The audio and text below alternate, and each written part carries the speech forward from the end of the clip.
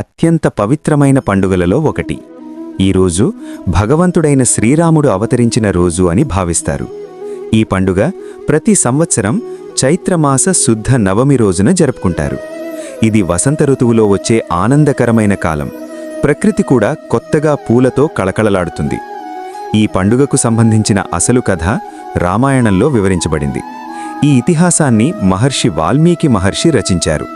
ఈ కథలో ధర్మం, న్యాయం, సత్యం వంటి గొప్ప విలువలను వివరంగా చెప్పబడింది. పూర్వం కోసల రాజ్యంలో ఉన్న అయోధ్య అనే రాజధానిలో దశరథ మహారాజు పాలన సాగించేవాడు. ఆయనకు 3 భార్యలు, కౌసల్య, సుమిత్ర, కైకేయి. కానీ చాలా కాలం వరకు వారికి సంతానం కలగలేదు. దీనివల్ల రాజు చాలా బాధపడేవాడు. తన వంశం కొనసాగాలని ఆయన కోరుకున్నాడు. అప్పుడు మహర్షుల సూచనతో దశరథుడు పుత్రకామేష్ఠి యాగం చేశాడు.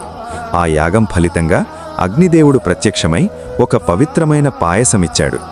దశరథుడు ఆ పాయసాన్ని తన భార్యలకు పంచాడు.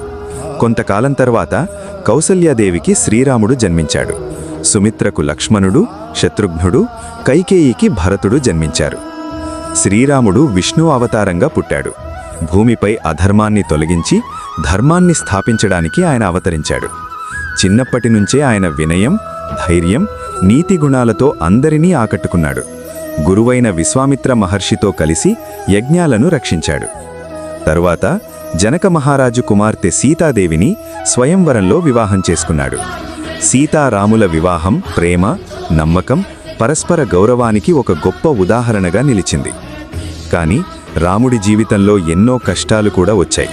కైకేయి ఇచ్చిన వాగ్దానం కారణంగా దశరథుడు రాముడిని 14 సంవత్సరాల వనవాసానికి పంపాల్సి వచ్చింది. రాముడు తన తండ్రి మాటను గౌరవించి రాజ్యాన్ని వదిలి అరణ్యానికి వెళ్ళాడు.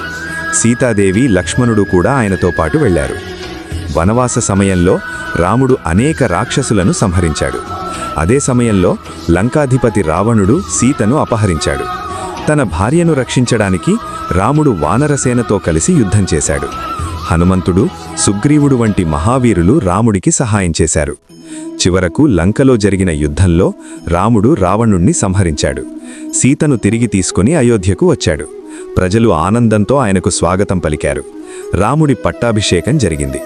ఆ రోజును రామరాజ్యం ప్రారంభం అని భావిస్తారు. శ్రీరామనవమి రోజున భక్తులు ఉపవాసం ఉండి రాముడి కథలను వినడం, భజనలు చేయడం, ఆలయాలకు వెళ్లడం వంటి పూజలు చేస్తారు. కొన్ని ప్రాంతాల్లో సీతారాముల కళ్యాణం కూడా ఘనంగా నిర్వహిస్తారు. ఇది దైవిక వివాహాన్ని సూచిస్తుంది. ఈ పండుగ మనకొక గొప్ప సందేశమిస్తుంది. సత్యం ఎప్పటికీ గెలుస్తుంది. ఎంత కష్టాలు వచ్చినా ధర్మాన్ని విడిచిపెట్టకూడదు. రాముడు చూపిన మార్గం మన జీవితానికి ఆదర్శంగా నిలుస్తుంది. శ్రీరామనవమి కేవలం ఒక పండుగ మాత్రమే కాదు, అది ఒక జీవన విధానం. రాముడి జీవితం మనకి నిజాయితీ, సహనం, కర్తవ్యబద్ధత, కుటుంబ విలువలు నేర్పుతుంది.